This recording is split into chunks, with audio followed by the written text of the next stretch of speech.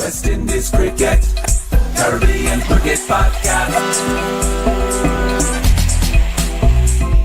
West Indies Cricket, Caribbean Cricket Podcast. Yes, ladies and gentlemen. I got my Bubba Dread. Covering on. I'm a real sizzler out here. Thank you, Mama, for the 9 months you carried me through. All the pain and suffering, Lord knows. Yes, real Bubba Shanty Dread. That's what I'm on today. Welcome to the Caribbean Cricket Podcast. I Rastafari. My name is Machel St. Patrick here at one half the Caribbean Cricket Podcast. And we are here back for a live show. I didn't do one last week because I couldn't be bothered, couldn't fit one in. But a lot has happened in the 2-week gap since the last live show.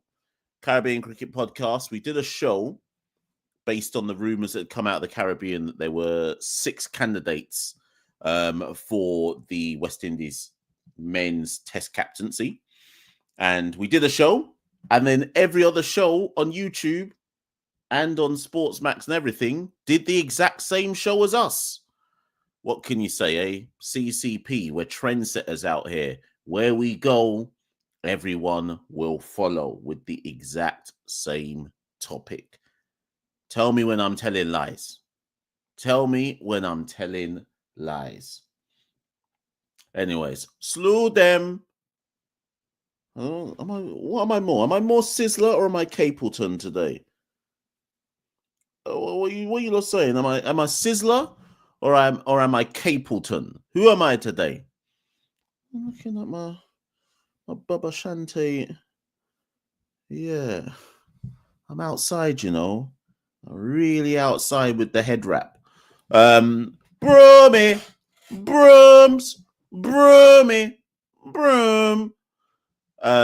Yeah, so also we've had the ODI squad announced for the Tour of Ireland and England, although the IPL has just announced today that they are restarting and they are going to finish the IPL on June the 3rd, which should Romario Shepherd and Shafane Rutherford, and I guess Shamar Joseph's got an outside chance as well. Should their sides progress into the IPL playoffs, then we have to assume that Romario Shepherd and Shafane Rutherford will not travel to Ireland or England to play in the ODI series. But this will be very, very instructive, right?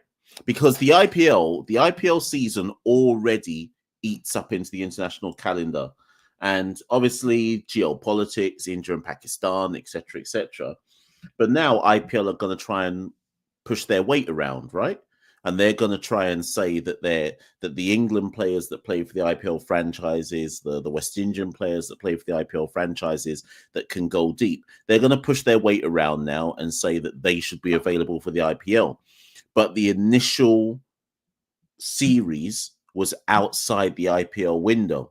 So I'm gonna be watching this very, very intently, because technically, if the IPL sides now want a Romario Shepherd and a Shafane Rutherford to take part till the end of IPL, they need to pay significant money, not this 10% thing. The Cricket West Indies board should demand a certain, like they should up the Ps.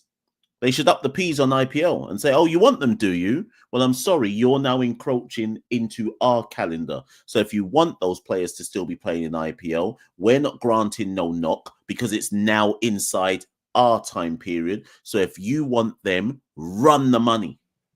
Run the money. Not no 10%, run up the money. That's what they should be doing. Similar, England should do the same. You want all our England players for the latter end of the now rescheduled IPL, run up the money. Because trust me, no one ain't interested in an England B team versus a West Indies side shorn of 2 of their first choice players in an ODI series, because IPL decided, well, not I decided, but IPL decided we are going to reschedule into the parts of the calendar that we no longer have a right over. Run up the BC money is what I would be doing. That's me personally, anyway. So we've had the ODI squad released. The women's ODI squad has not been released yet, which is peculiar given that they fly to England very, very soon. The ODI series against England starts next Wednesday, I believe. So that squad needs to be released. Obviously, the captain needs to be announced for the men's senior side. So there's a lot of things going on. Guyana just won the T20 Blaze last night. I think it was a super over they won it on. I bet I'm not even going to try and lie. I was all cricketed out over the last week or so. I've seen too much cricket. The down bad breakout league. There was the down bad T20 Blaze. There was the Never a Dull Day in West Indies cricket with the captaincy ODI squad release. So I didn't have time to watch the T20 Blaze. And also, we have to remember, T20 Blaze and Breakout League was largely happening at like midnight UK time. Like, who's got time for that? You lot in the Caribbean, you've got time because it's happening at 7 p.m. your time. But respectfully, midnight UK time, I'm not staying up for the Breakout League. I'm not staying up for the T20 Blaze. I could barely stay up for the World Cup at midnight for T20 World Cup games. So I'm not about to stay up. I'm not about to stay up at midnight for anything that is deeply unserious. So yeah, that was me still. Anyways, people, the time is, we've just gone past 100 in the live. The time is 10:15. This show is ending at 11 o'clock because I've got things to do in my time. This can't go longer than 45 more minutes because I have to sort some stuff out in my life. I had an interview today. I'm now officially, so before I was an interim vice principal. Now I'm a permanent vice principal. So you done know, mashed up the interview, done my thing, got the job. You done know already. I'm articulate, you know. You see, when I'm in an interview, I'm mad articulate. Like, I'm levels out here. And that's not a bossy thing. That's not an arrogance thing. Like, I'm actually levels. So yeah, smashed up that interview earlier today. But here's the thing. So as part of the interview, one of the agreements around it was that I now go down to 3 days a week in my main job. So soon enough, I will have 2 days of the working week completely dedicated to building up Caribbean Cricket Podcasts. Earlier today, I wrote down like a 5-year plan. Hear me out, people. Hear me out. 5 years from now, Caribbean Cricket Podcasts is going to be a daily syndicated show, whether it be on YouTube, whether it be on radio, whether it be on TV. 5 years from now, Caribbean Cricket Podcast, it may have a name change, but it will be a daily syndicated show. Mark my words. I didn't go down to 3 days a week for banter. Mark my words. 2 years from now, at the latest, Caribbean Cricket Podcast is going to move out of this bedroom into a live studio. Mark my words. Listen, we're only just beginning, you know. We're only just beginning. I'm manifesting it. Mark my words, people. 5 to 10 years from now, Caribbean Cricket Podcast is going to be a business that employs people. And you won't even see me on shows regular 5 years from now. I'll still be around, but it'll be an actual show. It'll actually be a show that employs people to like run, like, you know how like AFTV has their separate shows and stuff. That's what CCP is going to be. Mark my words. I've seen the vision.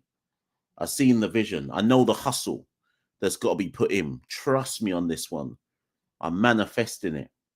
I just need to sell a few more brooms.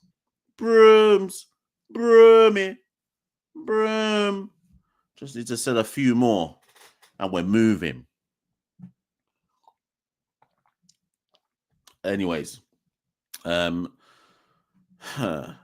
where's my map? Right, let me get the link. Thing is, I'm not actually putting the link in the chat. I'm not putting a link in the chat till we get to 150 people in the live. I'm not putting a link in the chat. We have to get to 150 before I put a link in the chat. So share this in your WhatsApps, share it in your Snapchats, share it in your TikToks, share it in your TikToks, share it in your Facebooks. We have to get to 150 people in the live before I even begin to put a link in the live. And we're locking off the show at 11 o'clock. Let's answer some questions though. Atush says, does Jermaine Blackwood deserve a place in the top 6 in test matches? No. Fireball says, I would apply for CCP, but London isn't seeing me again for a while. You're not even allowed in.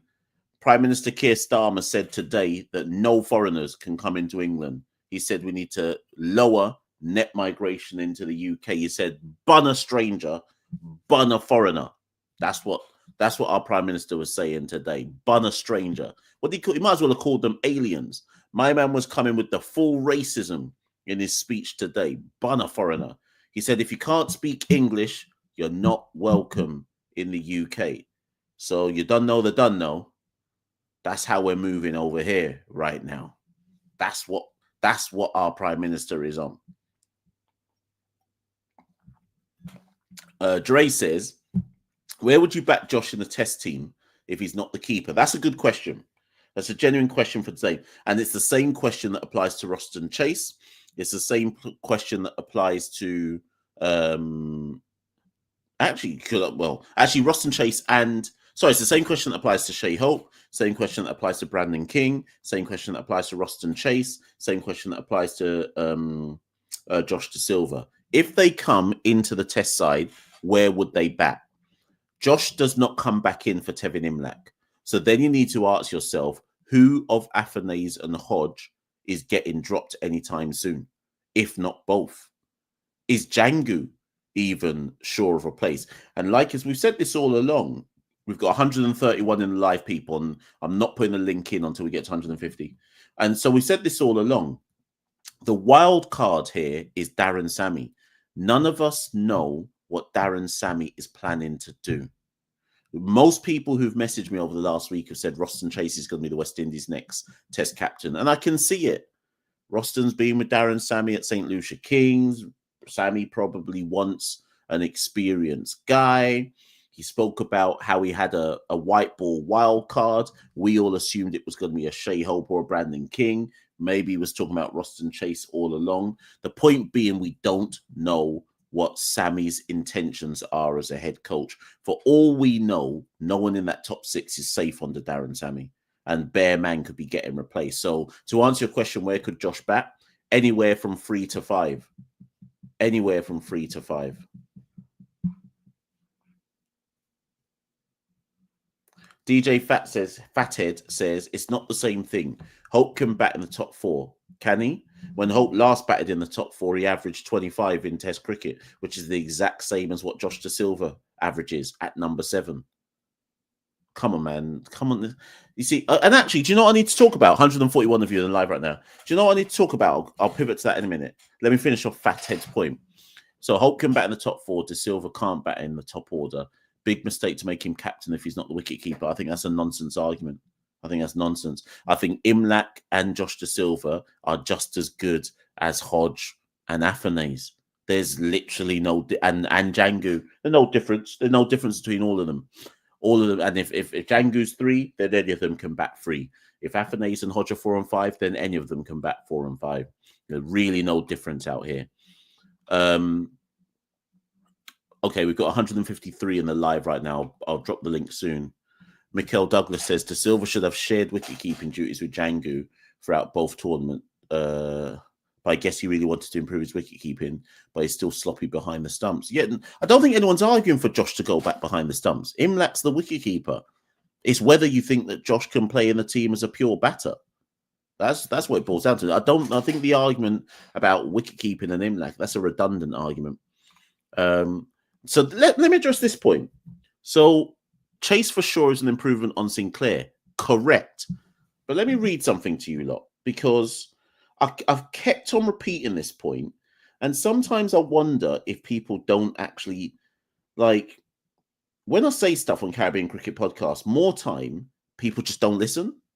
They listen for the thing to make an argument back to me about, but they don't actually listen to the nuance of what I'm saying. So let me leave that point up on the screen, and then let me drop this in. Let me drop this some facts and stats for you lot. Listen very carefully to this, people. Listen very carefully. All of you round the sides and those out the back, listen carefully. This was the team that played against Bangladesh at home when we lost in the second test. Listen carefully. Craig Brathwaite, Machel Louis, Casey Carty, Kavem Hodge, Ali Cathanase, Justin Graves, Josh De Silva, Alzari Joseph, Kimar Roach, Jaden Seals, Shamar Joseph. Listen to what I am about to say. Listen. Kevin Sinclair did not play in the test matches against Bangladesh. I'm going to keep repeating myself because you lot don't listen. Kevin Sinclair did not play in the test matches against Bangladesh. Yes, he did in Pakistan because it was raging turners. Also, he played with Multi and Warwican because it was raging turners. Kevin Sinclair is not first choice in the West Indies team where it is not a raging turner. If it's just a normal pitch, Warwican is number one as a spin bowler. Multi is number two. So Chase doesn't get into this side to replace Sinclair because Sinclair's not actually in the side, except if it's a proper anybody who can spin the ball will get wickets. So Chase isn't coming in for Sinclair because Sinclair's not normally in. So when you look, tell me, oh, Chase is coming in for Sinclair. No, he's not. A quick will come in for Sinclair. Remember how we lined up in Pakistan? Quick bowlers bowled about 4 overs and then they tapped out for the rest of the match. A quick comes in for Sinclair. So when you lot who are telling me Chase is going to be captain, which might not be wrong, cool. Who's he coming in for? It's not Kevin Sinclair. Who is he coming in for, people? Because the normal West Indian bowling attack is 3 pacers, a spinner, and then a batting bowling all-rounder, right? So that would be Graves, Warwican, and probably Seals, Roach, Shamar Joseph, right? So if Chase is coming in, he's coming in for someone in the top 5. And I think a lot of people have missed this. He's not coming in for Sinclair. If he's coming in as a pure batter with his test match average of 26. And so when people say to me, oh, Josh can't get in the team because he only averages 25. Cool. Chase only averages 26. So we're out here as West Indian fans, like 2 bald men fighting over a comb. Our whole top 7 averages less than 26, apart from Craig Brathwaite. It don't matter who's coming in. No one can bat. How about that? So we can all argue about this man and that man. No one ain't showing no level of consistency that says that they can get into the top 5 and do anything. So let's be honest. Let's be real. 200 of you now in the live. Big up. Let's be honest and let's be real. All of us are just praying for a change. None of you actually think, if you're actually studying in your hearts of hearts, and I include myself in this, none of us can say with any certainty that anyone we call back into this side is going to do anything. We're just praying. It's a vibes thing. It's prayers, inshallah, and vibes. That's all we're hoping for, that someone can come in and just do something. But we have no evidence whatsoever to suggest that there is any silver bullet on the outside of this squad that can come into the top 6 and even average over 27. There is nothing to suggest that. Absolutely nothing. Tell me I'm lying. Tell me when I'm telling lies. Tell me when I'm telling lies. Don't worry, I'm waiting. Someone get in the comments. Tell me when I'm telling lies.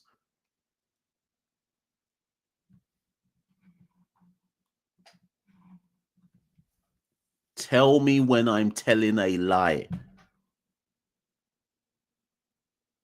And furthermore, whilst I wait for you lot to tell me that I'm telling lies, let me just address something, right? Yesterday, I did a video, 202 of you in the live right now. Big up everybody who's in the live. When I did a video yesterday, on, I think I called it, Should Darren Sammy make Josh Da Silva Test Match Captain? Let me also address something on that. I'm not here saying it should be Josh. All I'm doing is saying why there is a logical argument for why it should be Josh. I actually don't think it's going to be Josh. I think he's actually going to give it to Roston Chase. But I was just presenting the logical argument as to why it could and potentially should be Josh Da Silva. Right? Now, within that video, I called a couple people. I called people who don't know how to listen and people who love to jump into the comments of CCP videos with no logic, no evidence, just pure emotion. I said, "You lot are dunces," right? Now imagine. And I'm speaking directly now to all of the uncles who try and come at me with respectability politics. You lot listen carefully to me. You ain't my massa. You ain't my massa. You ain't my father. Don't you dare come to me with your respectability politics and your old-time colonialism and try to chat to me about how I should say this and how I should say that and how I should present myself better. You ain't my massa and you will never be my massa. If I think you're a dunce, it's because you're a dunce. And I will call you that today, yesterday, and tomorrow. Part of the reason why West Indies cricket is where it's at is because we've allowed the dunces to talk for too long. If we'd spent more time in the early 90s to now calling out the dunces, we wouldn't be in the situation where we're at. You lot let the dunces take over the asylum, and now look where we are.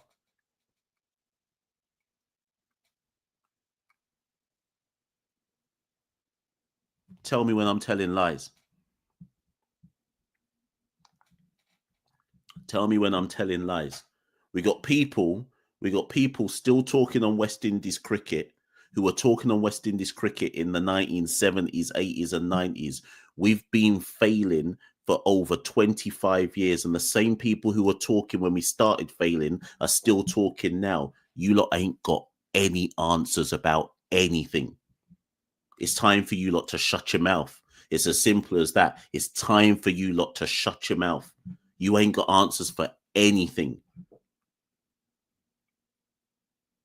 It's my generation and the ones underneath us who've been seeing us take L after L after L after L. And then you lot want to lecture us about how we should be approaching things.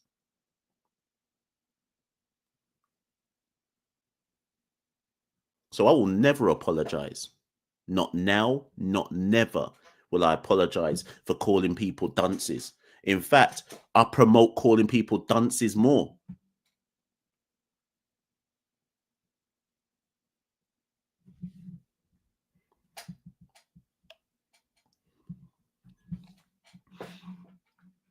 Pure insularity, pure foolishness. I got men saying to me today, Imlak should be captain. Oh, what a surprise. You happen to be Guyanese. Oh, I wonder why you think Imlak should be captain. Pure duncery. Yuck. Yuck. I got Bayesians coming to me saying Chase should be captain. Yuck. A man said to me today, I suppose you want John Campbell as captain. I said, never. What, because I'm a Jamaican, I want John Campbell as captain? Never.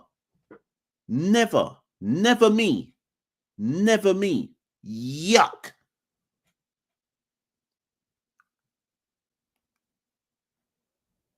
The way I talk around cricket in this region is I will say what I believe to be the facts and the evidence that exists in the cricket. And if you don't like the conclusions that are drawn from the facts and the evidence, Cool. Use the facts and the evidence to tell me something different. But if you dare come at me with pure emotion, I will call you a dunce. I'm just on facts and empirical evidence. That's all I'm on.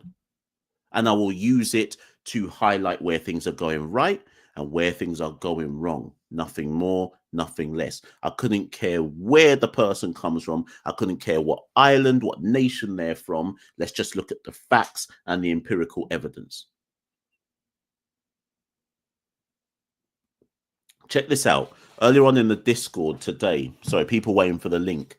You ain't getting that link till I'm ready. Earlier on in the Discord today, I pulled the stats from the last 28 days of viewership on the Caribbean Cricket Podcast, right? Let me find the numbers. You lot will be shocked by this, right? Let me find the numbers. This is going to shock you lot. Where is it?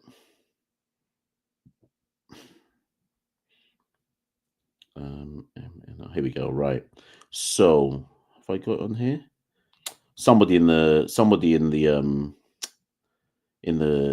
Discord group chat might be able to send it on, because I don't know if I can even find it, you know.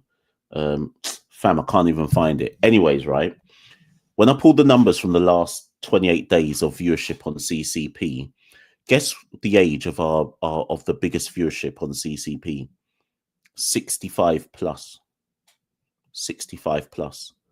Guess what percentage of our fan base is aged 18 and under for CCP?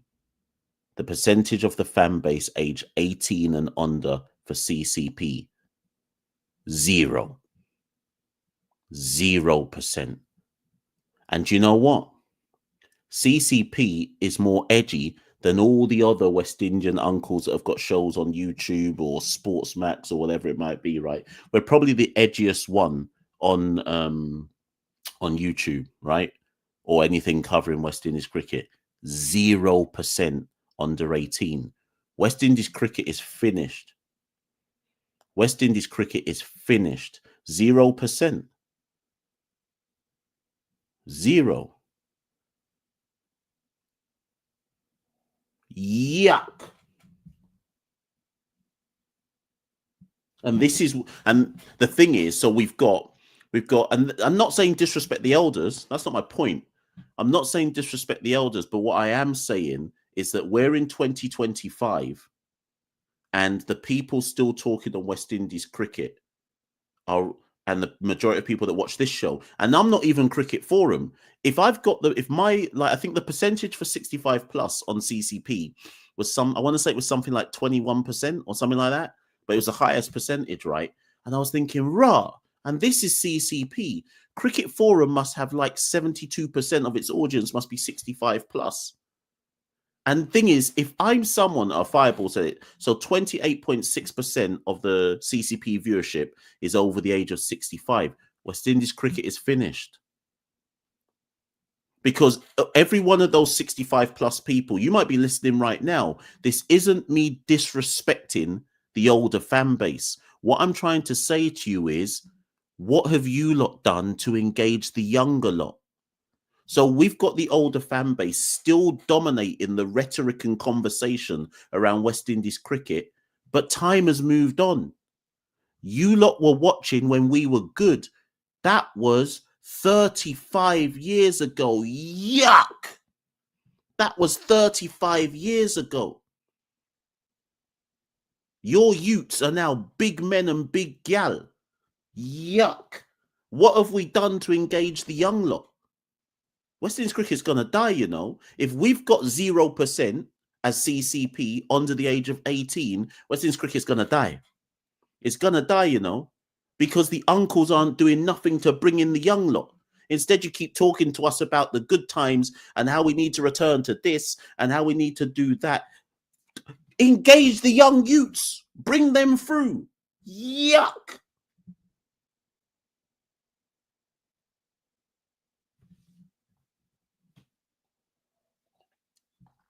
We're finished out here. Anyways.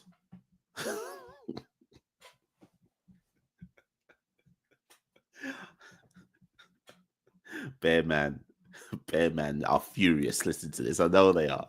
The thing is, the thing is, you don't know which part of me is joking and which part of me is being serious about any of this stuff. Right, let's bring a live call-in show. We got 30 minutes left of the show, 30 minutes of calls. You got 5 minutes to make your points, people. Try and get as many people on before I go to my bed. I'm in Ireland next week. I was just speaking to Simon out in Ireland earlier on. Big up Simon. He's part of the Discord.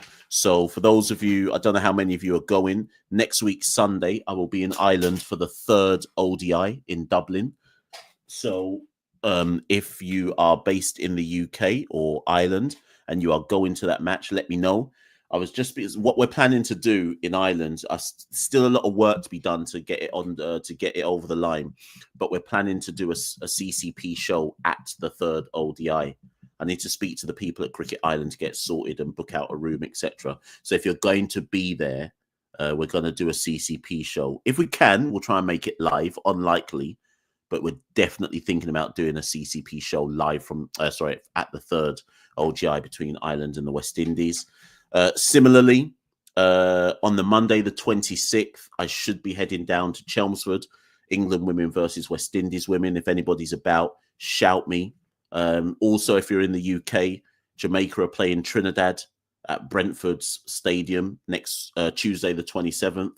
If you're around for that in the Unity Cup, shout me. Reggae Boys Ting.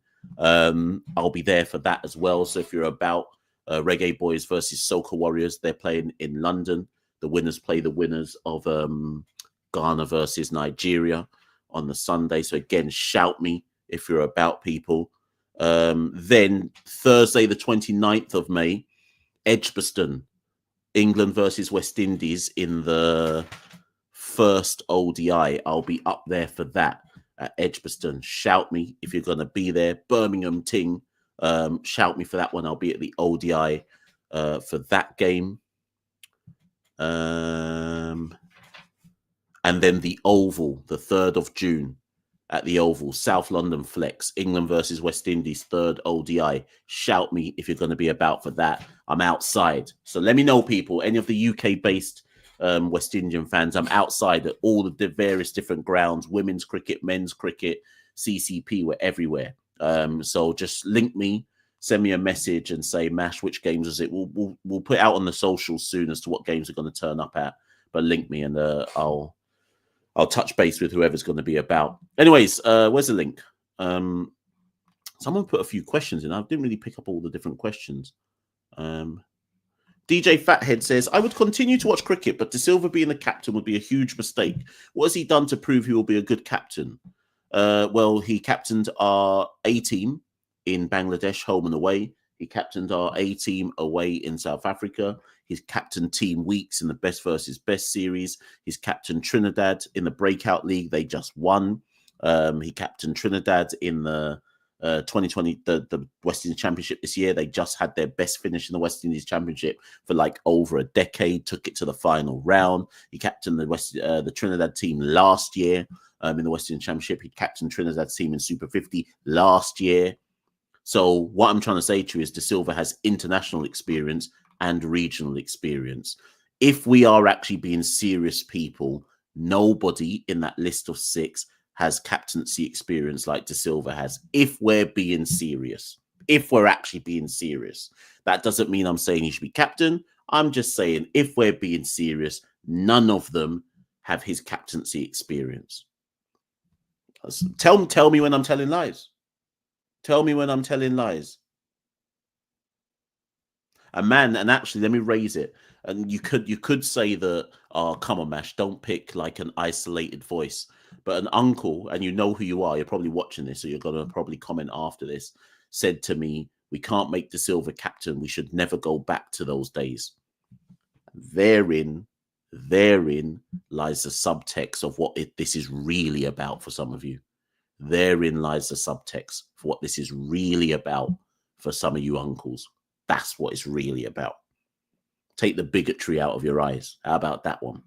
Right, let's get the thing in the thing.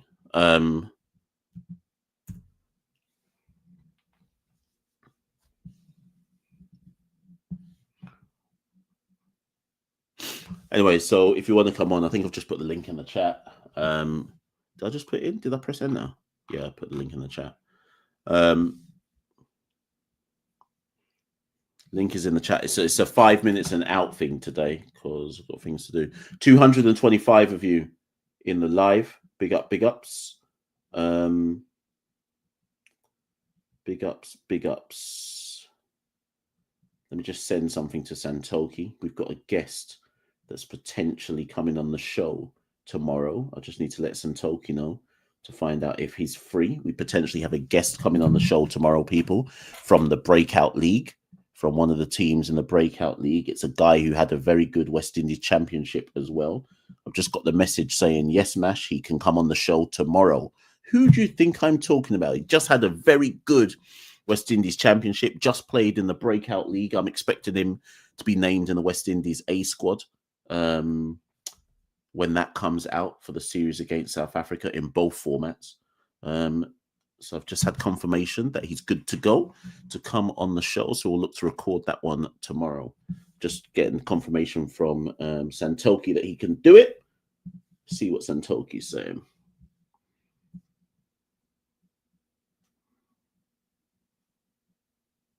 Hold on, people. Just wait and see what Santoki's saying to me. And then I'll bring Fireball on. Good point. Kevin Joseph says, bro, anybody forget what Brandon Nash experienced by Jamaicans when he played for Jamaica? Yep. Chris Gale talks about that a lot. In fact, there's Brendan Nash, I should say. Brendan Nash did an interview. I've tried my hardest, by the way. I've tried so many times to get Nash on CCP, but he don't really want to talk about the cricket. I get the impression he wants to kind of leave those days behind him, which is a shame. But there's a few interviews that exist where Brendan Nash talks about his time playing for the West Indies and how when he tried to break in to the Jamaica setup, man were looking at him like, who's this white brother trying to come in from Australia to try play for Yardman team? And he said it wasn't until Chris Gale took him under his kind of shoulder and under his guidance, and basically because Gale obviously was the Don Dada, what Brendan Nash said was once Gale said to the Jamaica team that Nash is my brother, everybody then left Nash alone after that. But true say Gale is the Don Dada. Once Gale says, I saw it go, then I saw it go. So Nash was cool once Gale set the settings. Nash was cool after that. So it kind of does give a kind of indication as to some of the barriers. But DJ Natural says Nash was not good though. Well, he averaged 33. Right now, we're begging for people to average 26. I would drop kick my granny for someone to average 33. I drop kick my granny for just a 133. Just one. So let's bring on Fireball anyways. Do you know what it is though as well? Because everyone's saying, but Nash was a overseas man and da-da-da-da-da-da. And I hear that. But do you know what it is? Because here's something that, and I see a few Jamaicans backstage who are going to come on the show soon. Here's the thing that people don't talk about in the cricket back home as well. It's also a classist thing. True say I don't want to call certain names in the cricket, but certain men have said to me in the cricket that if people think you're an uptown youth in certain countries, they don't really want you in the cricket because you can go get a good job. You ain't a ghetto you. You ain't done no struggle. So how comes you're coming into the cricket with your uptown self? So there's also a bit of a classist thing to the cricket as well. Some men see the cricket as a struggler sport, as a way out of poverty and so on and so forth. So why this uptown you coming along, trying to get in the way of a next man? And then we can talk about town versus country. True, you're a country boy. You know, you're not a town you. Anyway, listen, we can get into the politics. You know, we can get into the politics of the cricket. We didn't even talk about. Anyways, let me shut my mouth, because if I start saying certain things, Babsy might not let me in the country might not let me back in Jamaica this summer, you know. Sorry, people. I'm trying to set the timer. Right. Got the timer. Let's go. Anyways, anyone who's in Jamaica, I'll be at Sabina. I land in Jamaica on the 20. I think I'll get into Jamaica on the 20th of July. I'll miss the first T20, but I'm at Sabina for the second one on the 22nd of July. So anybody in Yard, if you're about for the second T20, true, I'll be at Sabina. I'll be in Kingston. So shout me if you're going to be about at Sabina for that game. Right, let's bring on Fireball. Yes, Fireball, how you doing? Congratulations, Mash, for being a permanent vice principal, Mr. Machel St. Patrick Hewitt.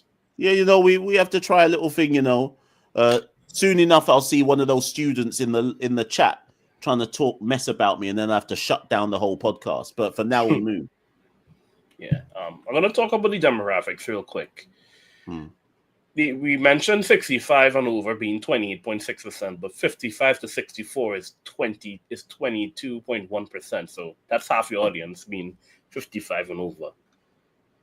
So half of the CCP audience in the last 28 days is over the age of 55. That's my parents' age. My dad is 63. You even watch cricket like that anymore? Man, he didn't get me into West Indies cricket. That's all I would say. With the IPL being suspended due to issues that I won't bring here, it's not.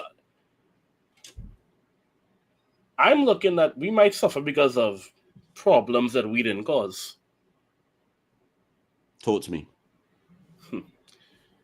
I want to talk to you, but this is a cricket podcast, and if I talk about that issue, men in Trinidad and in the subcontinent might come from it, so I'll be careful.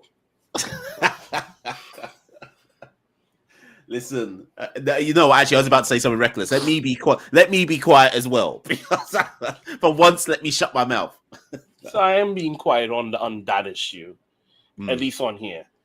But so if our players qualify to the playoffs and IPL saying we want to keep the players, remember we are 9th right now in the ODI rankings. I remember Osprey posted about it. It means we automatically qualify to South Africa being a host.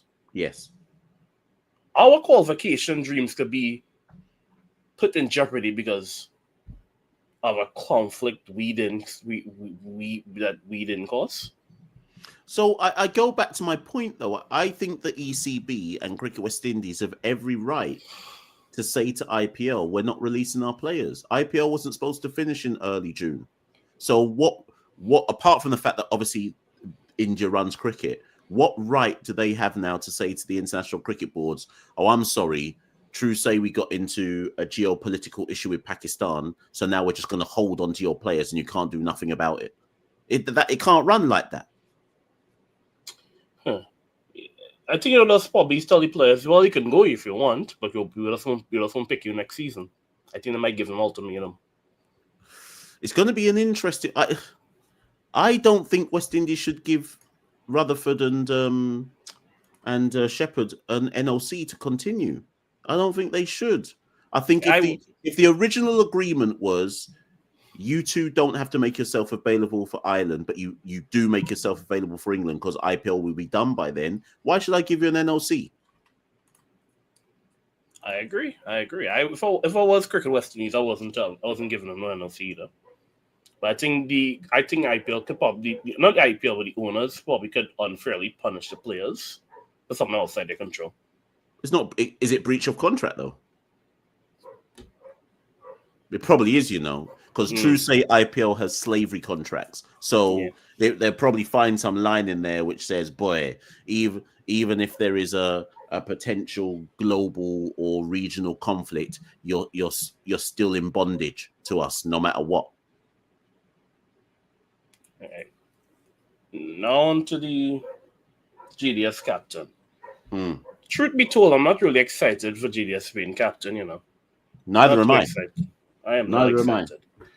Not because, I want black players in my team. There's times and places where we need non-white spaces in the Caribbean. But the West Indies cricket team isn't one of them. If you're good enough, you're integrating well enough with the team. I don't see the problem of you being captain. But do you understand that some people will have a problem? Some people has a problem, yeah. So these same people will do this black excellence, yes, master bullshit, and play up to white supremacy anyway. So these people are hypocrites. They're not. Yeah. Go on, carry on. These people aren't for black liberation. These people just using as some excuse. And they're not all uncles. Some uncles actually with the black liberation thing, and they're consistent, and I understand. But some people here want to, like, some people just want to wear a suit, cut their hair, just do this black excellence nonsense, and then want to talk about white men.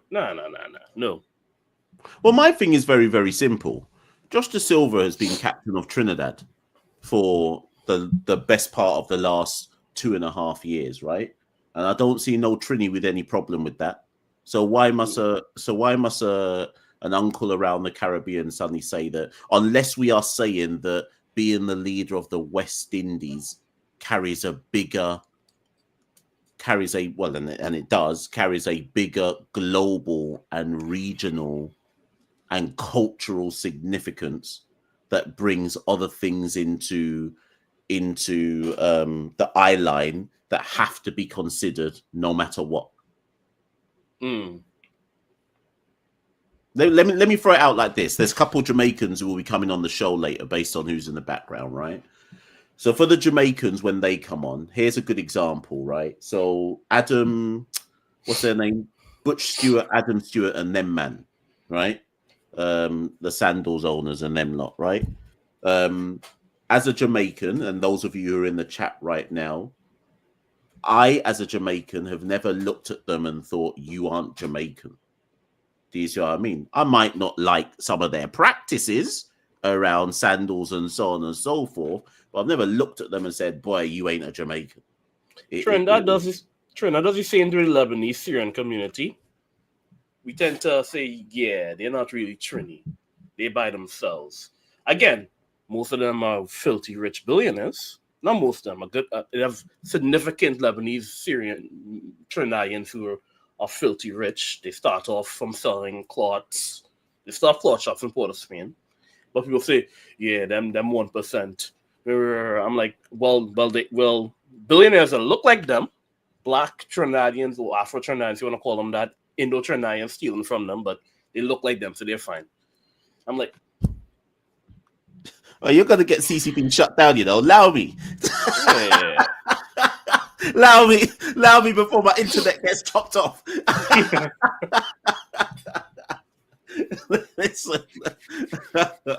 Anyways, this is Bible.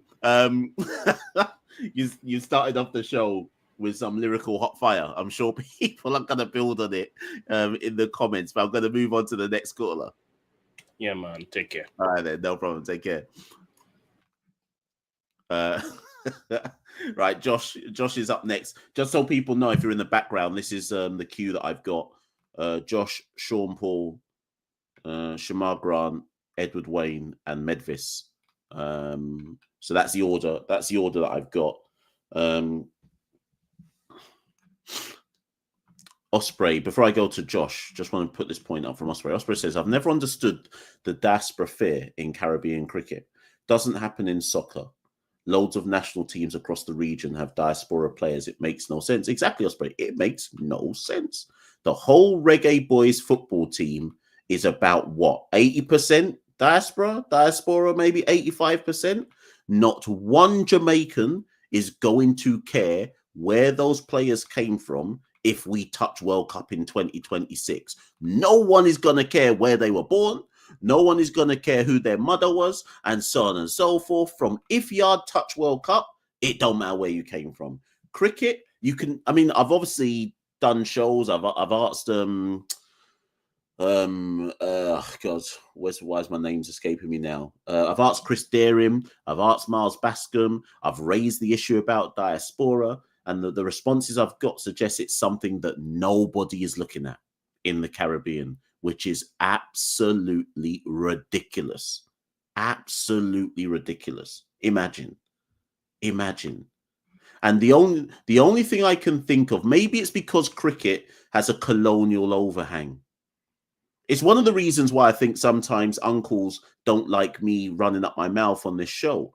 If my accent was more distinctively sounding like somebody who lives in Jamaica, people might cut me some slack and they wouldn't try bring me down a peg or two. True say they hear the kind of English accent, and I think that immediately dissuades certain people from wanting to listen to what I've got to say. And that's not a woe is me thing. I think it just speaks to, like, as a member of the Jamaican diaspora, even though I am Jamaican born, what is my worth to West Indies cricket? Is it just to send money home? Is that my only worth? To just send money home? It's like Cricket West Indies just want me to send a barrel full of Clark shoes, and that's my only worth to cricket in the region. Just send a barrel. Send a barrel full of the Clarks that you can share out to the players, and that's my only worth as a member of the diaspora. They're on some fuckery thing. Let's move to Josh. Listen, Jamaicans love a Clarks, though, you know. If anybody wants a Clarks, send me a message, you know. I'll buy up the Clarks. I'm coming to Jamaica in July. I'll buy up the Clarks and sell some Clarks. Make some money for CCP.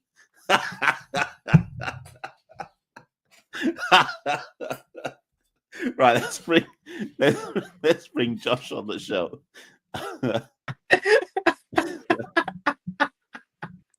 Yeah. Where are my Clark Nashmore? Brown desert in a G. No, the brown desert in a G. Oh, you get the Clark in the daddy. We Batman and muggle in the shots. How you doing, Josh? There. Yo, who said Uptown can't play cricket? Well, who said Uptown can't play cricket?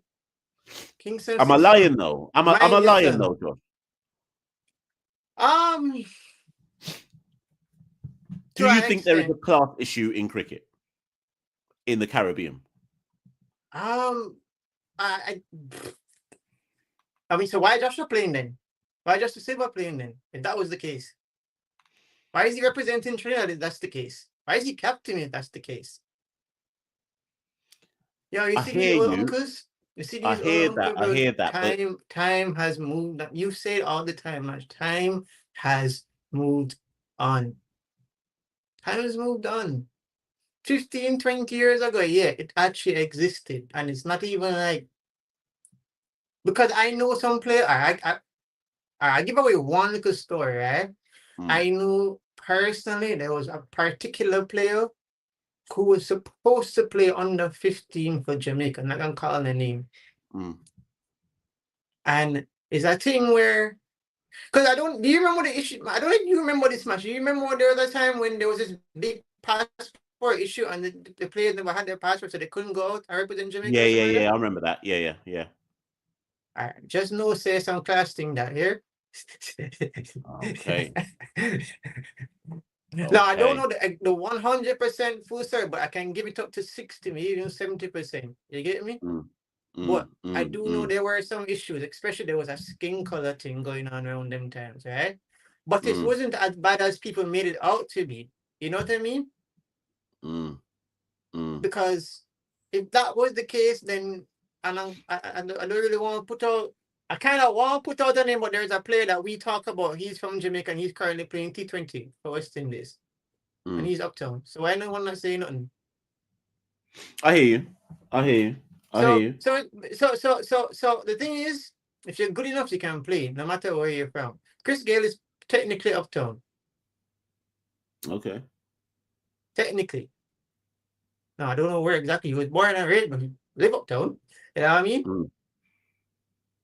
Technically speaking, Marlon Samuel is technically uptown. So, I don't want to get too far into that because next thing this show gets shut off and thing and listen, when Marlon Samuels told me to move and go, he weren't uptown then, He weren't speaking no uptown talk to me when he told me. No, I said because I talk sometimes because I'm in business and entertainment. So if we talk, if we run some boy around them way and that. You know, do not let my yard, yo, people, do not let me start talk full yard on you because you just wouldn't hear it. You get me? Well, let me just keep my thing nice and posh. You know what I mean? Okay. So, anyways, what do you want to ring him about? Yeah. So you said something a few minutes ago about you don't think he will be Josh when you suspect it could be Rasta and Chase, right? Yeah. And when the list came out last week, I was going through it and I thought a lot about 100 strings of hair out of my head. In fact, I'm going bald right now, so I have no hair in my head to scratch, right? Mm-hmm. And I'm saying to myself, if this is the list, and forget about cricket. If this is the list, I get it. Because what's the point? Might as well let's keep Goodickish Moti captaincy then. He's been around a long time and he's been very consistent. Let's give it to Goodickish Moti. Yeah, or you know, actually, no, let me get to Jalen Seals. No one wants to hear that. Like, guys, I don't think people realize we actually don't have a captain. We're in the era of no captains. Essentially, we're in the era of no captains. There was a time when we had about 6-7 captains on the field. Right now, we don't have not one. Yeah, because even so if you go back to Holder, everyone knew that if Holder stood aside, Craig would take over. We knew that. And even I think when Craig took over, if I remember rightly, I think Roston was actually vice captain, but then Roston's form fell off a cliff, so he got dropped. Then Jermaine Blackwood was vice captain. He got dropped. After Blackwood, I think it was Alzari Joseph. He walked off the pitch, so he could never be captain. And then so what you say? Batisha vice captain, is that what you're saying? Well, after Alzari, I think it was Josh, and Josh got dropped. So we haven't, since Craig became captain, we actually haven't spent any time working out who's going to be next. Well, I say we haven't. Josh had been worked on, but clearly I don't think it's going to be him next. Yeah, but Mash, that's what I was going to say. Clearly, they were planning for him. Well, at least you would think so, right? So I don't know. I personally hope he does get captaincy. You understand? Who? Only because Josh. Only because I do think he's prepared for it. He's been groomed for it. Well, I don't know groomed the right word, but you know what I mean. He's been in line for it. You know what I mean? And also I think he's out of the options. He's actually probably a better batsman out of all of them.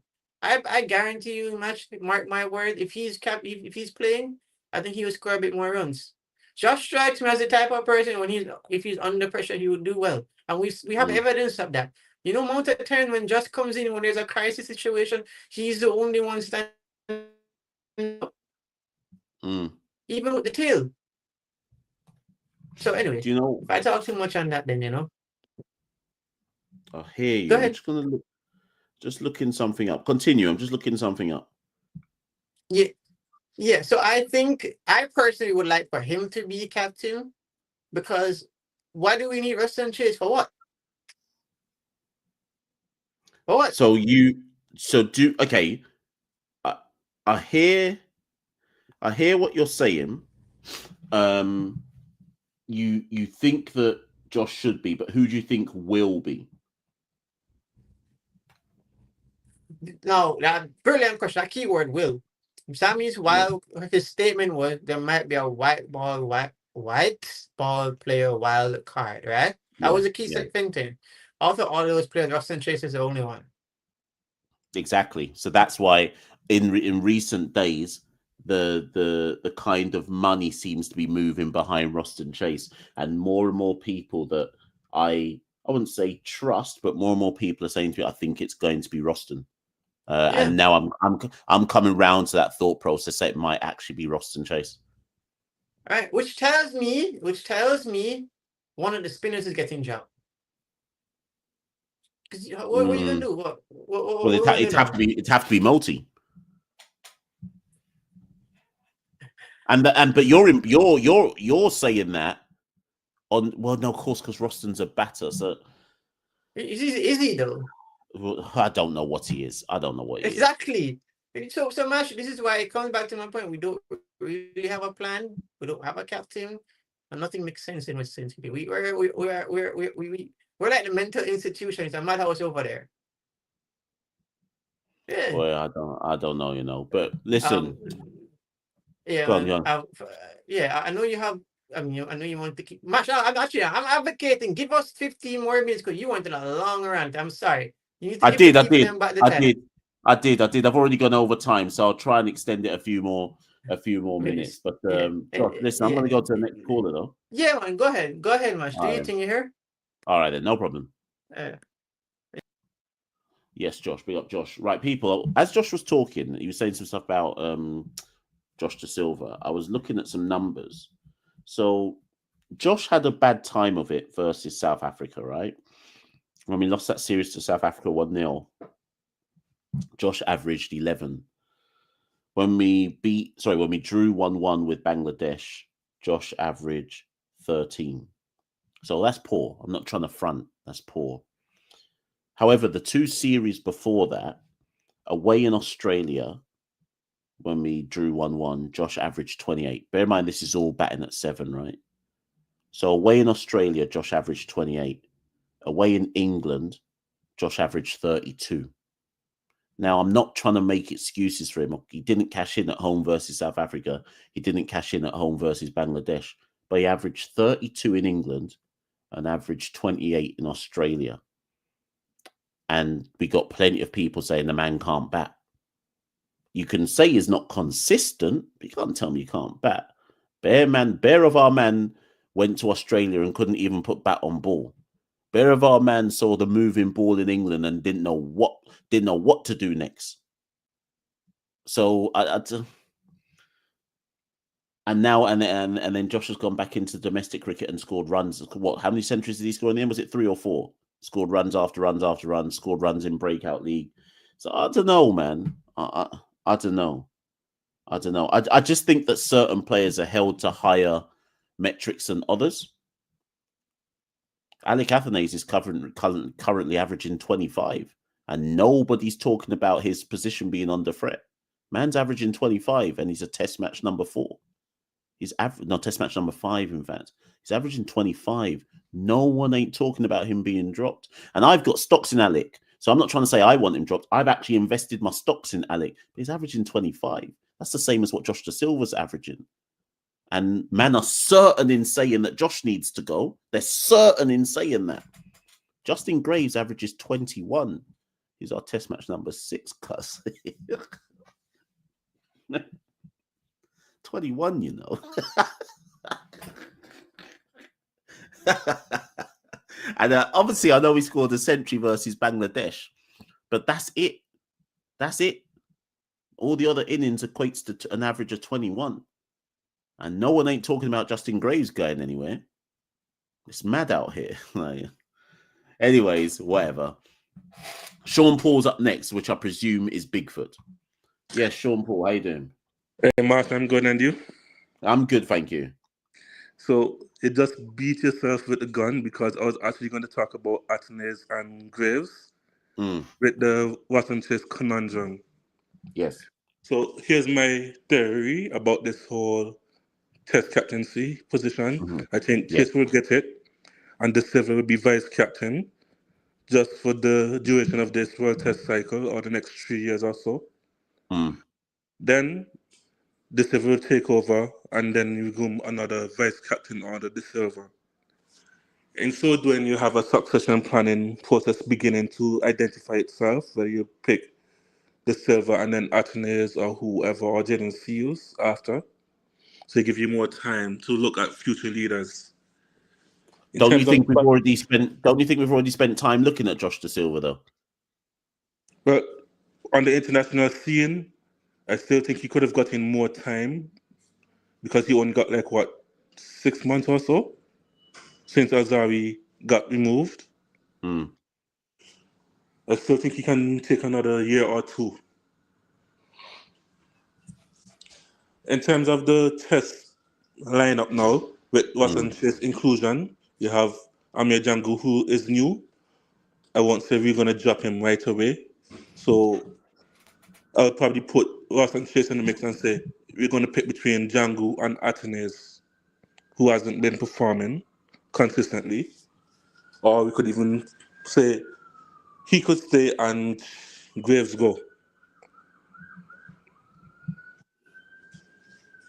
So you think Chase is coming in for Django or Graves? No, for Athenaeus or Graves. Athenaeus or Graves. So what about if Brandon King or Shea Hope is selected? Who are they coming in for? Then the whole middle order changes automatically. Django, Athenaeus, Hodge, or Graves would have to go. I still think Hodge has more stocks than Athenaeus because he's the best player of the short pitch bowling so far for the last 2 years. So can I tell you something though? Go ahead. After Hodges' struggles in Pakistan, his average is now 25. So listen to this, right? Our number 2, Machel Louis, averages 20. Our number 3, Amir Django, well, he just played 1 test, got a duck and 30. Our number 4 averages 25. Our number 5 averages 25. Our number 6 averages 21. Like, what? Yeah, it's a whole headache. It's a mad headache. Well, I saw a caveat post on Facebook earlier today where a white ball player made 146 or so not out as a captain in Trinidad. How much? Maybe he could come and open. How much did he make? 146 not out. 146? Yeah. What age group was that? I don't know what age group, but it's a former international player. Well, he's still international. Evan Lewis I'm talking about. Oh, Evan Lewis. Yeah. Evan Lewis don't want to play no red ball cricket. He don't want to stand up in hot sun for anything longer than 6 hours. But it's a red ball knock on the 46 hours. What?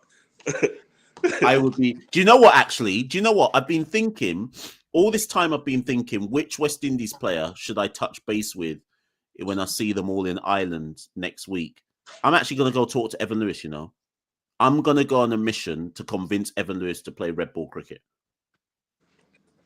Well, if he does decide to come and play, where would he bat though? Would he open automatically or would he come 1 down? Doesn't matter. He's better than everybody in the top 7. Right. He could go anywhere.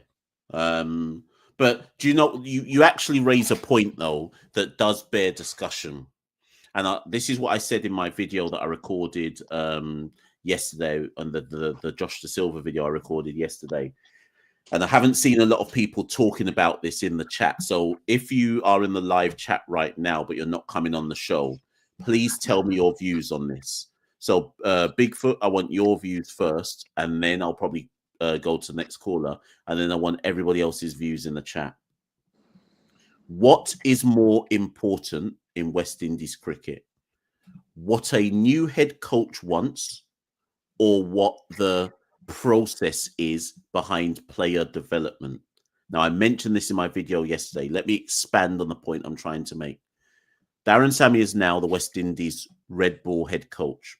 It is likely that Sammy will only stay as red ball head coach for the duration of the World Test Championship cycle, which is June 2025 to about June 2027. I would imagine that 2 years from now, Sammy will say, yep, that's my stint done as red ball head coach. If we are allowing Sammy, because Sammy's now head coach of everything, so Sammy effectively controls West Indies cricket, right? He makes or breaks your career at this point in time. If we are saying, yes, Darren Sammy, we put full faith in you to make whatever decisions you need to make to improve the West Indies test side. And if Darren Sammy's response to that is to say, well, I want to bring in all of these players and I want this man as my captain, 2 years from now, when Sammy says, okay, I'm done with red ball cricket now, aren't we back to square one? So what is more important? What a head coach wants or what the developmental process is? Because for me, the process will always be bigger than the head coach. Head coach come, head coach go. And if a head coach has their process and then they leave, we start another process all over again. So what's to say when Sammy goes that a next man comes in and goes, oh, You've been developing my man for the last 2 years. Well, I don't want him as captain. I'm going to put this next man as captain because that's what I want. We can do this again and again and again and again, you know. I'm not saying I'm right. I'm saying I'm asking people what's more important. Bigfoot, over to you. So I think the developmental process is much more important. However, time moves on and things changes. I'm not saying that we should change and go towards the head coach fully, but I think we need to find a common balance between both. So, like, if you decide to give Chase the captaincy now, somebody like a De Silva or Alec Atkins should be given the vice captaincy to take over probably at the next test cycle if Chase steps down or the next coach doesn't want Chase as a captain. Right. Now, what happens if the next head coach comes in and says, I see you've been developing Alec Athanaze for 2 years and Josh De Silva for 2 years as vice captain, but I don't rate any of those two. I don't want them as my captain. What should we allow that head coach to do whatever they want? In that case, then he's going to have to start over from scratch anyway, so might as well. Boy, It's this going to be tough. is why West Indies cricket is like a hamster wheel. We're just chasing our own tail. Okay, one more point before I go, Marsh. Yeah, go on. With the IPL, PSL debacle, if they do not release or we don't get Sheffield Waterford, Romario Shepherd and Shamar Joseph for the White Ball Series of England, who do you see taking over in place of them?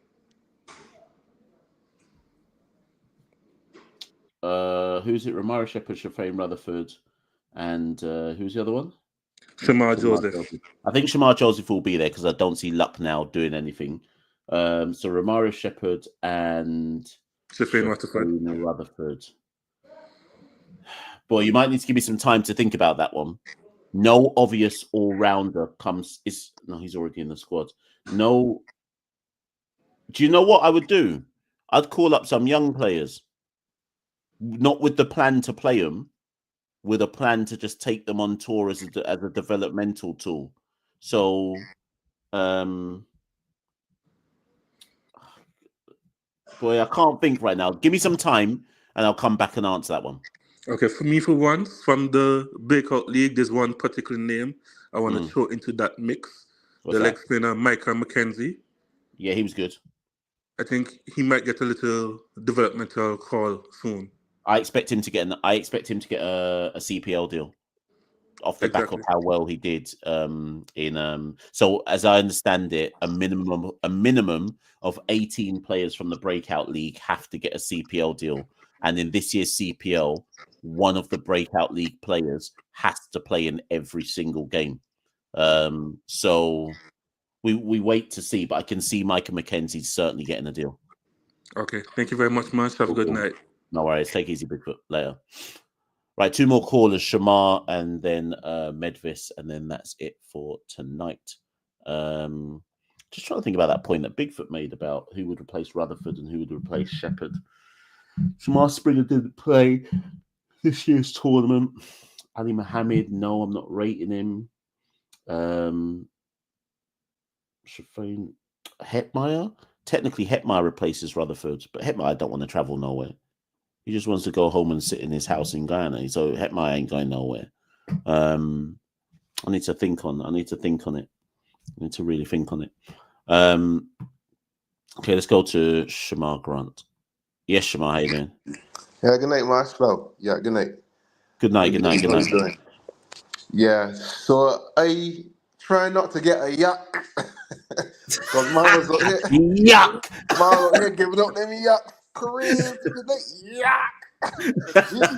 Right? That's good. Love it, Machel, you on it. But, you know, a lot of the points you made during that rant, I agree with, Flay, in terms of the uncles and, you know, still speaking our same stuff. It's like different eras call for different, you know, approaches and that kind of stuff. Which brings me to my first point on that, because before we could even address these issues, right? Like in terms of, you know, why our batsmen failing and, you know, just like you say, the down bad nature of West Indies cricket at the moment, it is structure. Firstly, so me traveling to the UK a lot, right, and playing cricket over there in certain you know, teams and that kind of stuff. You see a vast difference between how these guys approach, you know, player development and that kind of stuff, and how we do it, right? So there's a reason why most of our players only develop around that 30 age. There's a reason for that, right? Talk to me. That's because if you see a West Indian player at 20, 22, that type of age, and then you compare their first class games with, let's say, an Indian player of that same age or an English player, these guys got what, like 2,700. So by the time these guys make an appearance at 24, 25 at the international stage, these guys already know the ins and outs of their games and only have to make certain adjustments to tweak this and that so that they, you know, continue at that level. West Indies players, are you looking at a man 20, 25 making a international debut? Man got 7 and 9 and all these type of monkey numbers. So our players learn international cricket.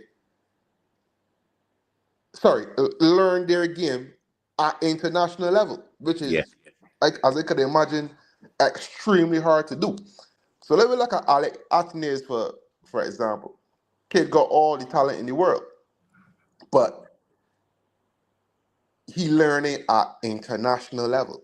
Similarly to Josh and, you know what I mean, any young cricketer. So I feel like they're on, even our players from yesteryear, like let me say like Gale and the Marlon Samuels, Dwayne Bravos, these guys only really came to know their game that we could depend on them around that age as well. You know what I mean? So how do we fix it? Well, this is the thing. There's nothing wrong with looking at how another successful international team structures. Okay, let me look at practice. When I was playing for Ealing, for example, right? Even though this is just, you know, what's that like? That's not like tone, like what like a tone. In England, when you go to these practice sessions on evening, it's almost professional. You got time slots. Okay, everyone's supposed to be doing this, doing that. Like, it's all structured, even from that level. Here, you got to practice. Is that pony pads, ball. I'm about 10, 15 minutes. All right, come out. Okay, coach, what did they do wrong there? You know, just got a bat long. You know what I mean? Some of the most like mundane advice from a coach so it's like, no wonder these players develop like our Caribbean players develop so much in these other places and not here. So that's interesting, because I had a conversation on the weekend where I asked an associate of mine how many good coaches does he believe exists across the whole Caribbean, and I reckon the answer might be less than 20 across the whole Caribbean, right? And the reason why I said that, now obviously I've got no evidence to make such a statement, but the reason why I believe it could be something like smaller than 20 is because what is the process of upskilling yourself as a coach in the Caribbean? It would not surprise me if a lot of the coaches we have in the region are doing what worked for them 20 years ago, and they've never really deviated from that. So I refuse to believe that we have a cadre of coaches that have invested in themselves. Now, we could argue about the finances of doing so and so on and so forth, and the existence of the correct resources, and all of those could well be factors. But what you're describing to me, Shamar, comes back to coaching. If the coaching is rubbish from grassroots level, and it has to be rubbish, Shamar, because look how many of our players are touching international cricket with flaws that you look at them and go, so wait, as no one worked on this before they've touched international level? And then that's where I make you correct. And then we're asking them to fix it at international level.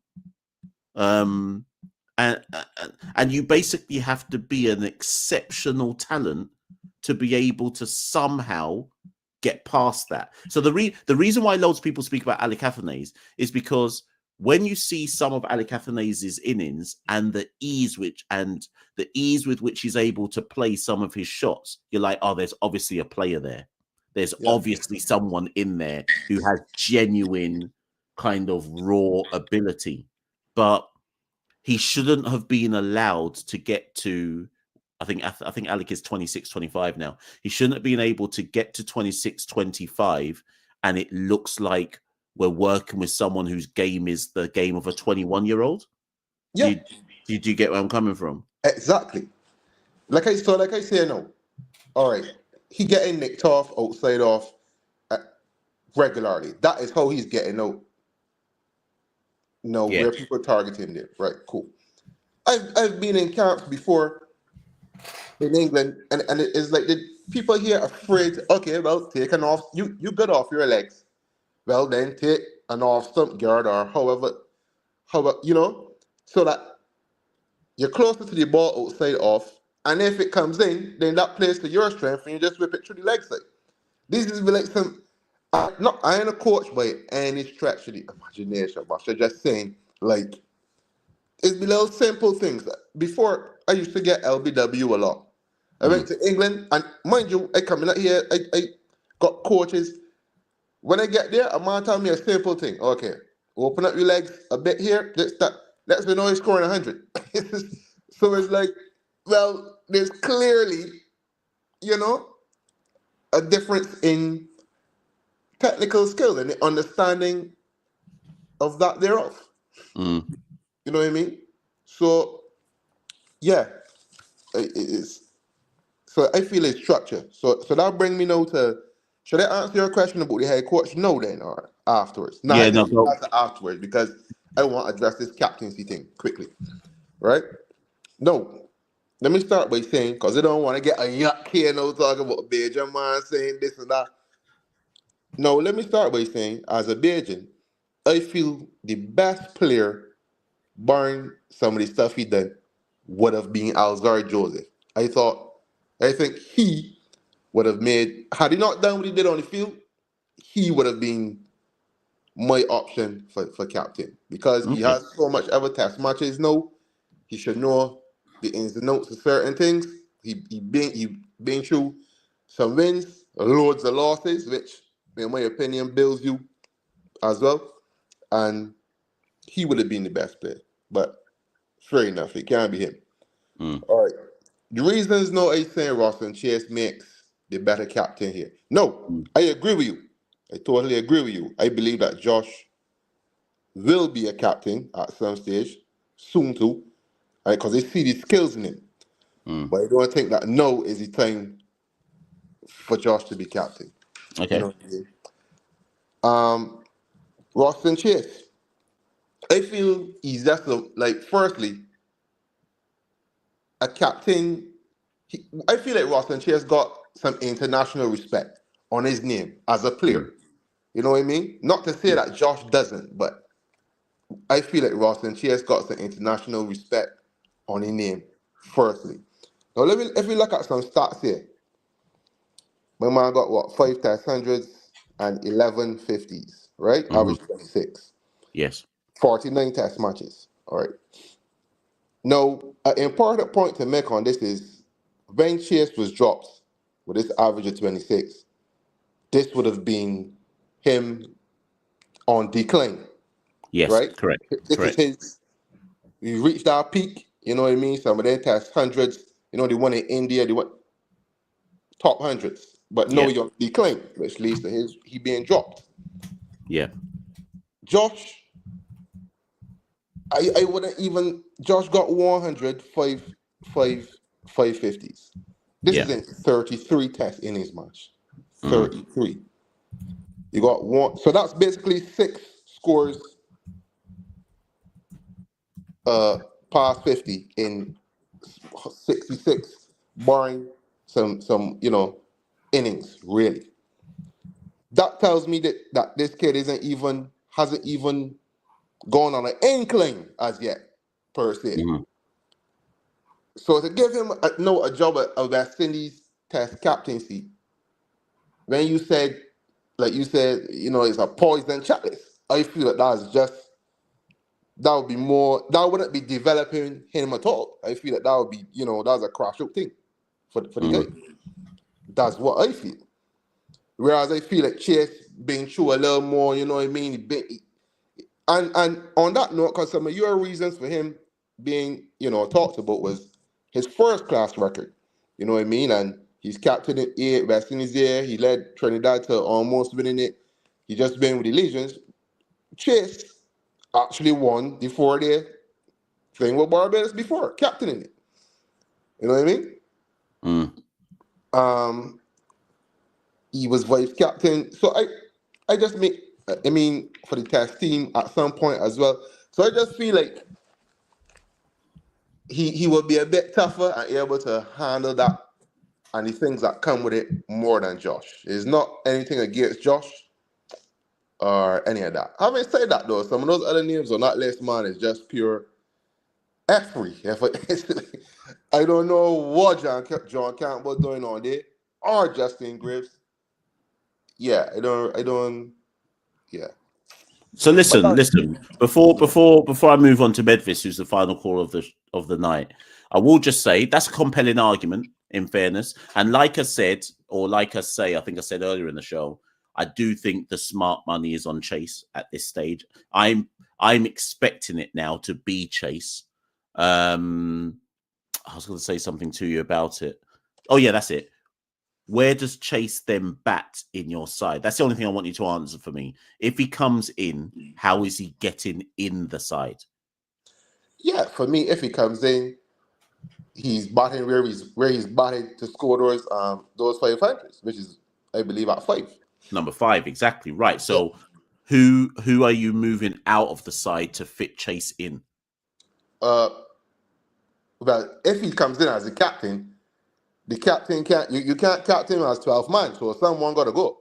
So who's batting at 5 now?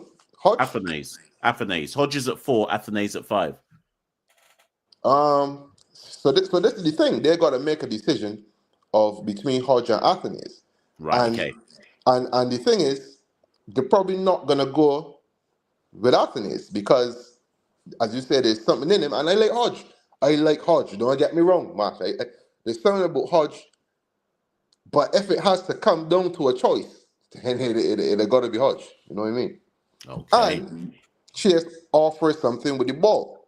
Yeah, that part I'm not doubting. The part with the ball, I fully understand why Chase gets in. It's where and how he fits in with the bat. But ultimately, like you say, if they're making him captain, someone's got to hold a drop. It's as simple as that. So listen, last one, Shamar, last one, because Medvis must be wondering why I ain't put him on yet. Last one. Let's just say Jason Holder makes himself available for the Australia series. Do you replace Justin Graves with Jason Holder? Yes or no? Yes. Okay. And again, this isn't anything against Justin Graves. These guys should be around the cricket still because, as you know, there's loads of things going on. The IPL, these leagues are here to stay. So I have no problem with Justin Graves being in the squad. But when it's time to, you're going up against Australia, brother. Like, listen, I want to see Jason Holder in his side because, again, like for like, I'm willing to say Holder's the better bowler and the batting is probably the same. So I go in with the better player there and then. Okay. Interesting. Listen, Shamar, thank you very much for the call. Some instructive words for people to think on there. But I'm going to go to the final caller of the night. But thank you for dropping in, yeah? Yeah, cheers, man. No worries. No problem. Take care. Cool. Yes. Medvis is waiting, people, but I just need to get a drink of water. So, Medvis, let me just play this quick ad from our sponsor. Let me get a drink of water because I know Medvis is going to come with that lyrical hot. Is Medvis? I'm trying to remember. Is Medvis from Detroit or is it Chi-Town? Which one? It's Detroit. It's Detroit, isn't it? Is he 8 Mile or is he Chi-Town? Is it Chirac or is it 8 Mile? I can never remember. I swear it's 8 Mile. Detroit, Michigan. Right. So Medvis is going to come on. But I'll play a message from our sponsor, people, just so I can go get a drink of water ahead of the final call of the evening. There is a poll currently in the live. If you haven't seen it, 57 of you have voted. And I said, who should be captain? And I put that up after Shamar's comment. Shamar's call, because I thought he presented a compelling case for why it should be Roston Chase. So if you haven't voted yet, people, do vote in the live who should be the next captain. Just going to play a quick word from our current sponsors, and then I shall be back on the other side of this whilst I go get some water. How greedy! Have you ever wanted access to a sophisticated sports data-driven AI tool?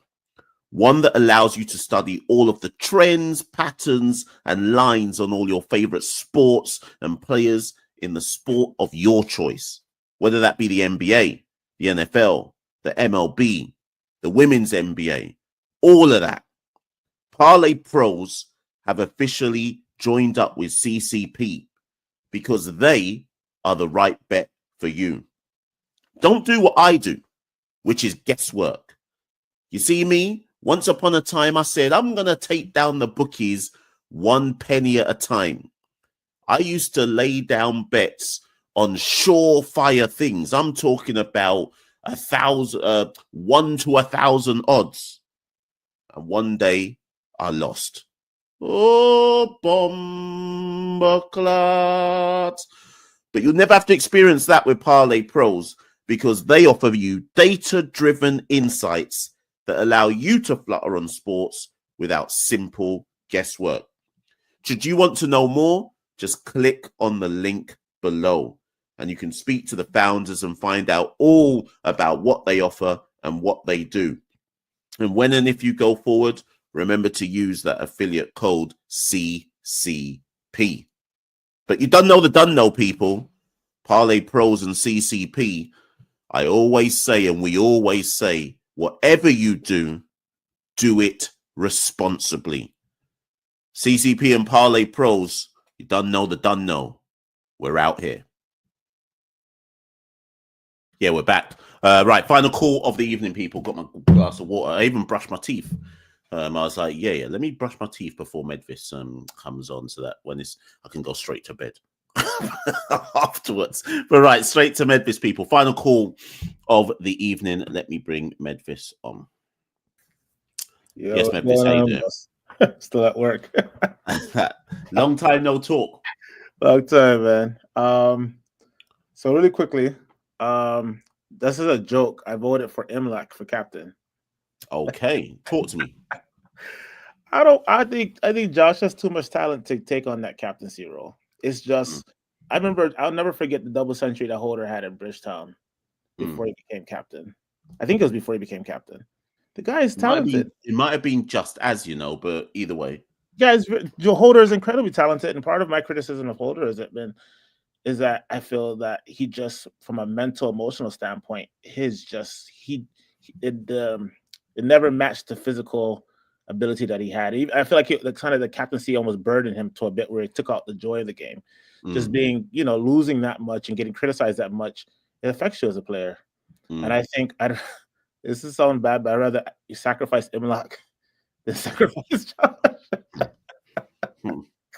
Do I hear it? I think you take the gloves away from Josh, let him bat, and don't burn him with the captaincy. I think Josh, on just for some level of coherency, sensibility, Josh should get it. I think the Chase argument is. I think it to be a captain from a test standpoint. I just don't think Chase. If you're criticizing Josh as a test cricketer, you have to criticize Chase. I mean, Chase got beat like a piñata in Australia. I mean, it was bad. Sinclair was more effective in Australia than Chase was in the last in terms of Test cricket. Chase, to me, Chase is what we do a lot in the Caribbean or in the Caribbean fan base, because I'm very much in North America. I can look at Canada right now. We take one format and then apply it to a next format. To me, Chase is very effective in T20 because if you go after him, you're gonna mess up. But the Australia, the Labuschagnes and those kind of guys, they're not worried with his off spin. They'll see him off, and then because in Test cricket, what you need one boundary over, anyways. Yeah. Then the batting isn't there. I'd rather see Josh just on a fundamentally.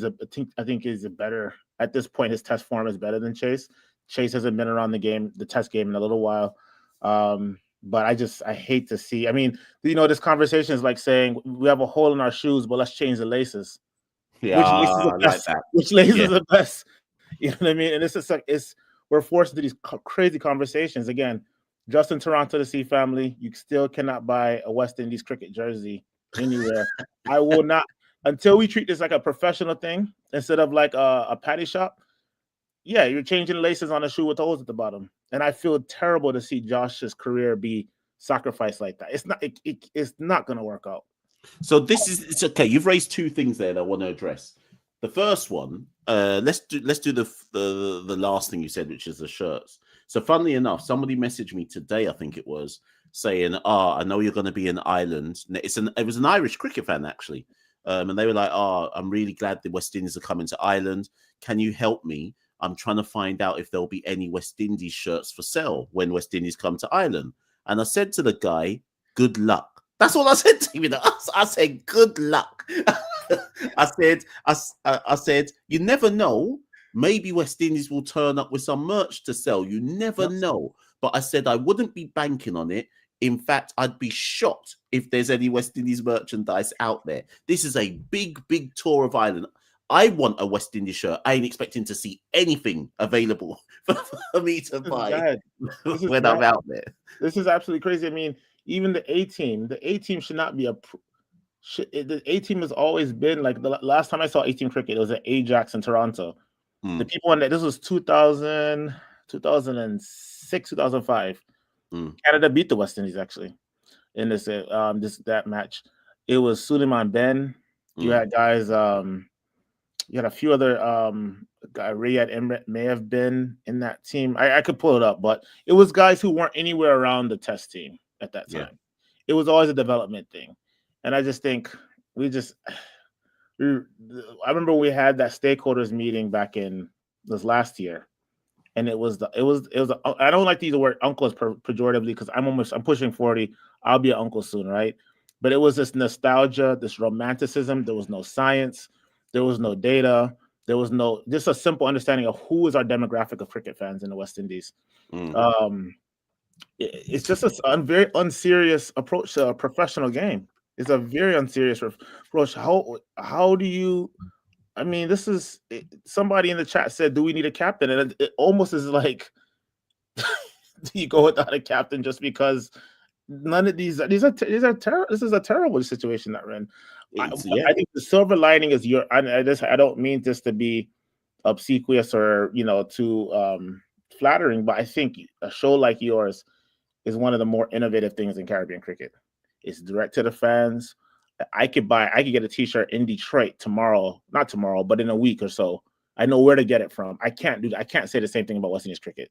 I think they have a website now, but you're just as easy to access merch-wise than the international cricket body, and that's insane.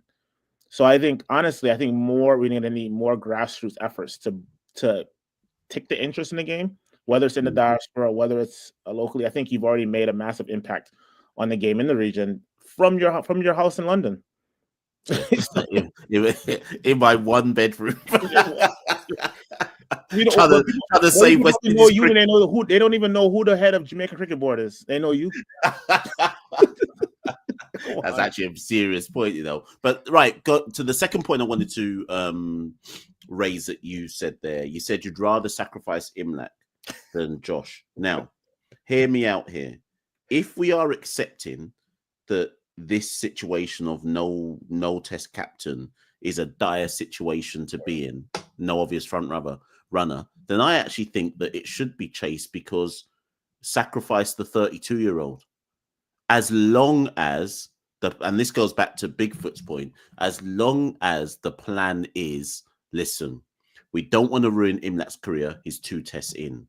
We don't want to ruin Josh's career. He's only 26-year-old. He don't need that pressure on his shoulders.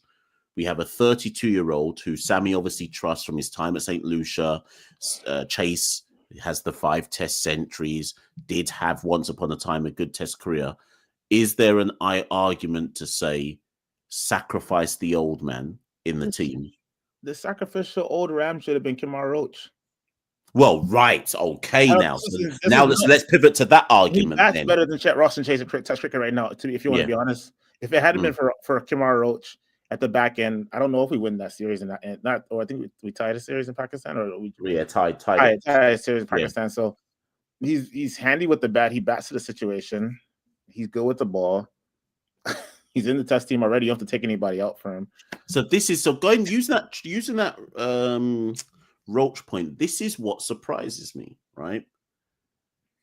The mere fact we have these 6 candidates and psychometric tests and interviews this and interviews that, and clearly these 6 have been chosen, and the hidden subtext is, boy, we're in a leadership crisis in the region, right? They had one option for me, which they've not explored, which was, right, it's Australia, it's the World Test Champions. We're gonna get licks no matter what. Let's just ask the old Stasia to just bide us over for this series whilst we work out what we're going to do, right? I don't know, and again, everything is asked backwards in West Indies cricket. I don't know why they rushed themselves into a decision over this against the world champions, no less. Not even Bangladesh or someone. They've rushed themselves into a decision against the one team that's guaranteed to lick us down. And we can win. We can win with the right combo of players. Like we saw that in Australia. We saw that. We saw that in Pakistan. I just have not. I have not seen any. Ross and Chase was fabulous in the World Cup for T20 ball. I think he might be a bit of a cheat code in that field. To be honest with you, comes right on against South Africa, takes wickets. Right, they bowled him too late. But in Test cricket, man, I mean, I just remember that was a very long series of him bowling in Australia. Was it 2022? It was 2020. When was it? 2023. Yeah, I mean, it was, and it was like people. I mean, the commentators were 22. You're right. 2022. The commentators were dragging him. It was rough. It was hard to watch. I mean, there was at no point did you feel Ross and Chase was going to take a wicket. And so, and my last point to little pivot is around the issue around diaspora, the issue around because I've had the privilege of spending a fair bit of time in the Caribbean over the last few years, and this notion of you're good enough to send back money, but you're not good enough to do anything much else in the region. I think also you have to spend enough time there to make the right relationships and build credibility and stuff like that.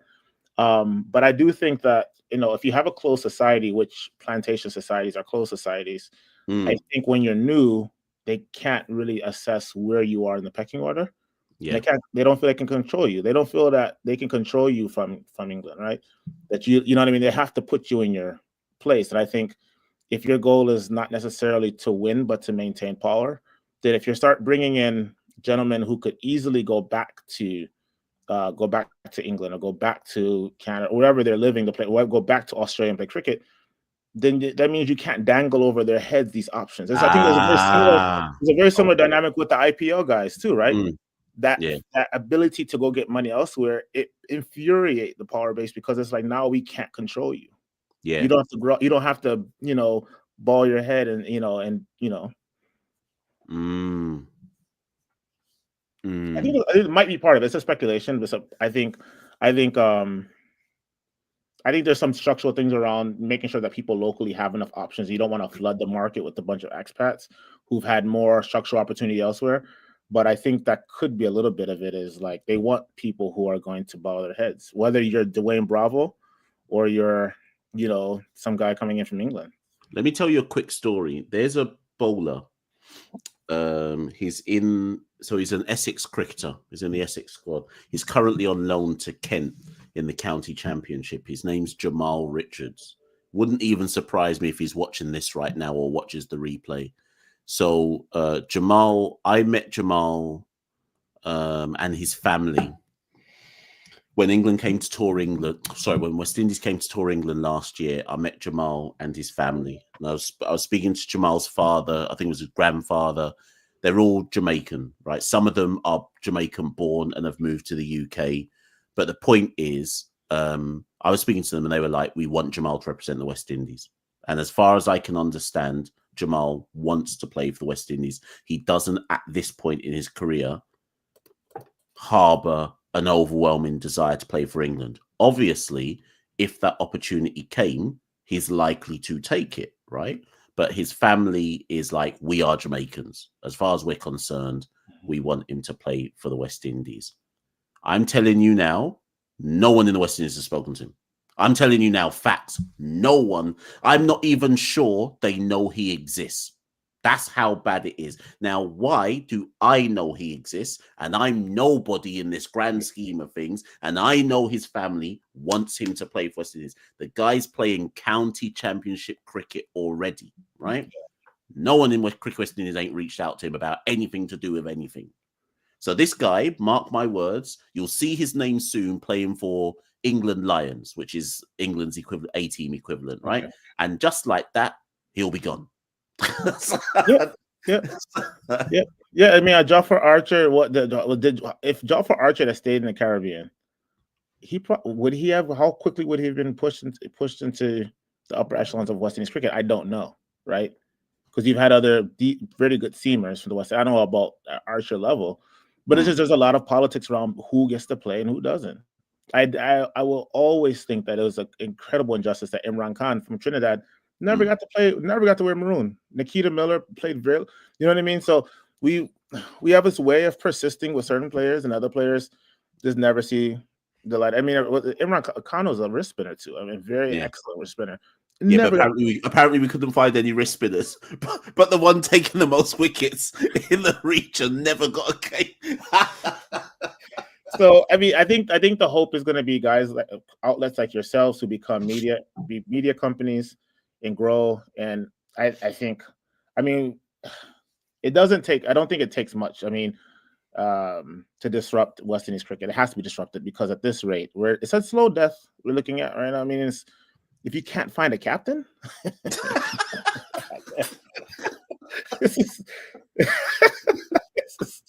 Nah, you shouldn't have said that, because when you put it like that really shows the ridiculousness of the situation. This reminds me of playing cricket in the Bronx on Sunday mornings. We're texting guys to see who can make up the 11. Text. Oh, he has to work. He can't play. All right, text so-and-so. Can you get a ride from Queens? Can you get a ride from...